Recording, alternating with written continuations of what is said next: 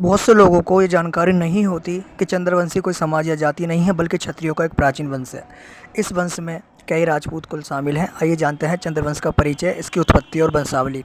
सबसे पहले चंद्रवंश की उत्पत्ति ब्रह्मा जी से हुई महर्षि अत्रि से मानी जाती है। अत्रि से चंद्र का जन्म हुआ और उनसे ये वंश आगे बढ़ा। चंद्रवंश कोई जातीय समूह नहीं है बल्कि क्षत्रियों का एक गौरवशाली वंश है। महर्षि अत्रि से हुए चंद्र, चंद्र से हुए पुरूरवा, पुरूरवा से आयु और आगे चलकर ययति हुए।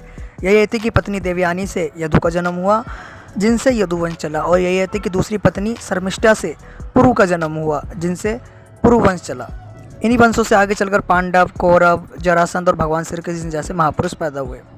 चंद्रवंश राजाओं में प्रमुख वंश और उनके कुल की बात करें तो जैसे यदुवंश में भगवान श्री कृष्ण, जडेजा राजपूत, जाजौन राजपूत, भाटी राजपूत, चौहान राजपूत, चंदेल वंश, कुलचुरी वंश, ये वो वंश है जो सहस्त्र अर्जुन से चला हुआ वंश था। पुरु वंश जिसमें राजा पोरा जिन्होंने सिकंदर को हराया, भरत वंश राजा भारत जिनके नाम पर भारत देश का नाम चला, और ये आपका कुरु वंश हस्तिनापुर के राजा पांडव और कौरव, तोमर वंश, पवार वंश, सोलंकी वंश, बंगेल वंश, बुदेला वंश और कई अन्य वंश।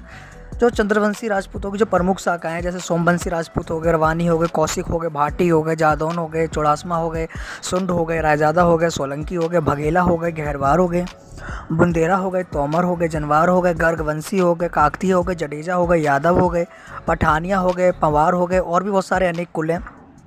तो दोस्तों ये बात स्पष्ट है, चंद्रवंश जो है वो कोई समाज नहीं है बल्कि क्षत्रियों का एक गौरवशाली वंश है जिसमें अनेक कुल और राजवंश जुड़े हुए हैं। अगर आपको ये जानकारी पसंद आई हो तो इस वीडियो को लाइक करें, शेयर करें और चैनल को सब्सक्राइब करें। आपको ऐसी रोचक जानकारी आगे भी मिलती रहेंगी। धन्यवाद।